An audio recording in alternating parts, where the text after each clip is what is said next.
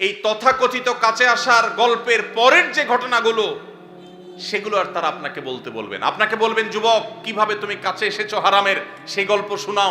সেগুলো দিয়ে তারা ভ্যালেন্টাইন্স ডে, অর্থাৎ খ্রিস্টানদের সাধু ভ্যালেন্টাইন্স ডে, যেটাকে না জেনে না বুঝে মুসলিম যুবকেরা তথাকথিত ভালোবাসা দিবস মনে করে যেটাকে উদযাপন করে খ্রিস্টানদের কাজ করছে, সেই দিবস উপলক্ষে তারা সে সমস্ত গল্পকে নাটক আকারে টেলিভিশন উপস্থাপন করে। মুসলিম নামধারী ন্যূনতম আত্মসম্মান বোধ থেকে সম্পূর্ণরূপে মুক্ত, যাদের মধ্যে কোনো আত্মমর্যাদা নাই মুসলমান হিসাবে, এরকম নামধারী মুসলমানেরা সেই সমস্ত তথাকথিত ভালোবাসার নাটককে তারা উদযাপন করে, সেগুলোকে তারা উপভোগ করে, সেগুলো দেখে তারা মজা নেয়। ভ্যালেন্টাইন্স ডে কে আমরা সবাই না বলবো তো ইনশাআল্লাহ? কিভাবে না বলবেন? এলাকায় এলাকায় যুবকদের মধ্যে সচেতনতা সৃষ্টি করে লিফলেট বিতরণ করবেন। পারবেন না ইনশাআল্লাহ? যুবক ভাইয়েরা, যাদেরকে আল্লাহ তাআলা দ্বীনের বুঝ দিয়েছেন, আমি আপনাদের উদাত্ত আহ্বান করতে চাই, প্রতিটি এলাকায় এলাকায় 14ই ফেব্রুয়ারি উপলক্ষে কোনো প্রকার শয়তানি ক্রিয়াকর্ম করতে দেয়া যাবে না। এলাকায় এলাকায় লিফলেট বিতরণ করবেন। মসজিদ থেকে ইমাম সাহেবদের নেতৃত্বে যুবকদেরকে কাউন্সেলিং করতে বের হবেন। কোনো অবস্থাতে আমরা পশ্চিমা ভ্রষ্টামি, পশ্চিমা নষ্টামি, পশ্চিমা নোংরামি, পশ্চিমা অসভ্যতাকে আমাদের দেশে আমদানি করতে দেব না। আমাদের এই দেশের যুবকদেরকে নষ্ট করতে আমরা দেব না। সেজন্য আমরা সবাই চেষ্টা করব তো ইনশাআল্লাহ। এই জন্য আপনার স্কুলে, আপনার কলেজে যারা হালাল সম্পর্কে বিশ্বাসী, যারা মুসলমান, যারা এই দেশীয় সংস্কৃতিতে বিশ্বাসী, ভিনদেশী সংস্কৃতিকে যারা গা মাখাতে চায় না, সেই যুবকদেরকে আমি বলতে চাই, আপনারা আপনাদের শিক্ষা প্রতিষ্ঠানে বিভিন্ন জায়গায় আপনারা লিফলেট বিতরণ করেন, জনসচেতনতা সৃষ্টি করেন, যুবকদের মধ্যে দাওয়াতি অভিযান চালান। আমরা যদি অলিতে গলিতে 13ই ফেব্রুয়ারি 12ই ফেব্রুয়ারি থেকে দাওয়াতি কাজ চালাই, ইনশাআল্লাহ রাস্তাঘাটে অলিতে গলিতে যেখানে সেখানে এইসব নোংরামি, এই সমস্ত অসভ্যতা, এইসব দৃশ্য আমাদের দেখতে হবে না ইনশাআল্লাহ। আর যদি মনে করেন যে না, আমি নিজে বাঁচলাম, আমার আর দেখার দরকার নাই, তো আপনার সন্তান, আপনার ভবিষ্যৎ বংশধর, তাদেরকে আপনি জাহান্নামে রেখে যাচ্ছেন, মনে রাখবেন। তাদের জন্য ভালো পরিবেশ দরকার আছে না নেই?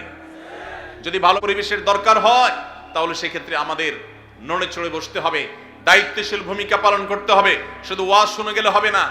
আমি আইন হাতে তুলে নিতে বলছি না, খবরদার কেউ আইন হাতে তুলে নেবেন না, কিন্তু এলাকায় এলাকায় এই নষ্টামি যারা করে তাদেরকে আগে থেকে দাওয়াত দিবেন, অন্যায় কাজ থেকে, অসৎ কাজ থেকে বাধা প্রদান করবেন। কারা কারা রাজি আছেন? হাত তোলেন দেখি। আল্লাহ আমাদের সবাইকে এই নষ্টামি বন্ধ করার তৌফিক দান করুন। আপনারা সবাই জানেন, আমাদের দেশে এক শ্রেণীর ব্যবসায়ী আছে যারা বিদেশ থেকে এদেশে ব্যবসা করবার জন্য এসেছে। এই বিদেশ থেকে ব্যবসা করতে আসা কোম্পানিগুলোর মধ্যে থেকে আপনারা দেখেন, ক্লোজ আপ একটা ব্র্যান্ড আছে না? এই ক্লোজ আপ ইউনিলিভারের এই ব্র্যান্ড, তারা আমাদের দেশে এই নষ্টামিকে সবচেয়ে বেশি প্রতিষ্ঠা করবার জন্য টাকা পয়সা খরচ করে। প্রতি বছর দেখবেন তারা ক্লোজ আপ কাছে আসার গল্পের কথা শোনাতে বলে। এই কাছে আসার গল্প বলতে, কোন সন্তান পড়ালেখা থেকে দূরে সরে গেছে, সে আবার সুপথে আসছে, পড়ালেখার পথে ফিরে আসছে, সেই যুবকের গল্প তারা শুনতে চায় না। কোন যুবক বাবা মার সাথে রাগারাগি করে বাসা থেকে বের হয়ে চলে গেছে, সে আবার বাবা মার কাছে আসছে, সেই সচ্চরিত্রবান যুবকের গল্প তারা শুনতে চায় না। কোন স্বামী তার স্ত্রীর সাথে অভিমান করে সরে গেছে, দূরে চলে গেছে, আবার তারা স্বামী স্ত্রী মিলেমিশে গেছে, ভুল সবাই একে অন্যটাকে স্বীকার করে নিয়ে তারা আবার থাকা শুরু করেছে। এই যে কাছে এসেছে, একটা সংসার ভাঙার পর আবার জোড়া লেগেছে, এই কাছে আসার গল্প তারা বলে না। তারা কোন কাছে আসার গল্পের কথা বলতে চায়? তারা বলতে চায় আমাদের যুবকরা হারামের কাছে, জাহান্নামের কাছে, অবৈধ রিলেশনের কাছে যাওয়ার গল্প যেন শোনায়, সেজন্য। তাহলে এরা কি আমাদের বন্ধু না শত্রু? এরা কি আমাদের বন্ধু না শত্রু? যেই যুবক বাপমা থেকে দূরে সরে গেছে, সেই যুবক বাপমার কাছে ফিরে আসলে এই কাছে আসার গল্প আমাদের জন্য সুখকর। যেই যুবক পড়ালেখা ছেড়ে নষ্ট পথে চলে গেছে, সে সেই পথ থেকে ফিরে এসেছে, এটা আমাদের জন্য সুখকর। যেই যুবক মাদকের দিকে চলে গেছে, সে মাদক ছেড়ে আবার সুস্থ জীবনে ফিরে এসেছে, এটা আমাদের জন্য আনন্দের। যেই স্বামী স্ত্রীকে রেখে চলে গেছে, যেই স্ত্রী স্বামীকে রেখে অভিমান করে চলে গেছে, সে আবার ফিরে এসেছে, এই কাছে আসার গল্প আমাদের জন্য সুখকর। কিন্তু ক্লোজ আপ এবং এই জাতীয় যে সমস্ত কোম্পানিগুলো আমাদের যুবকদের ঈমানের চেতনাকে ধ্বংস করবার নীল নকশাকে তারা বাস্তবায়ন করতে চায়।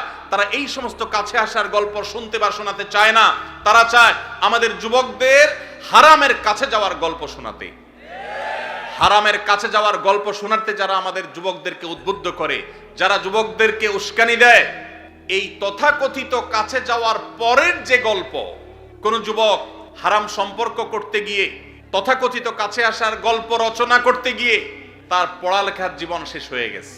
কোন যুবক হারামের কাছে আসতে গিয়ে বাবা মার সাথে সম্পর্ক শেষ হয়ে গেছে।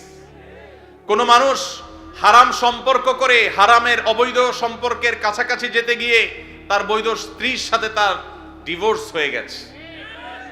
এই তথাকথিত কাছে আসার গল্পের পরের যে ঘটনাগুলো, সেগুলো আর তারা আপনাকে বলতে বলবেন। আপনাকে বলবেন, যুবক কিভাবে তুমি কাছে এসেছো হারামের, সেই গল্প শোনাও। সেগুলো দিয়ে তারা ভ্যালেন্টাইন্স ডে, অর্থাৎ খ্রিস্টানদের সাধু ভ্যালেন্টাইন্স ডে, যেটাকে না জেনে না বুঝে মুসলিম যুবকেরা তথাকথিত ভালোবাসা দিবস মনে করে যেটাকে উদযাপন করে খ্রিস্টানদের কাজ করছে, সেই দিবস উপলক্ষে তারা সে সমস্ত গল্পকে নাটক আকারে টেলিভিশন উপস্থাপন করে। মুসলিম নামধারী ন্যূনতম আত্মসম্মান বোধ থেকে সম্পূর্ণরূপে মুক্ত, যাদের মধ্যে কোনো আত্মমর্যাদা নাই মুসলমান হিসাবে, এরকম নামধারী মুসলমানেরা সেই সমস্ত তথাকথিত ভালোবাসার নাটককে তারা উদযাপন করে, সেগুলোকে তারা উপভোগ করে, সেগুলো দেখে তারা মজা নেয়। এটা ঈমানের সাথে যায় না।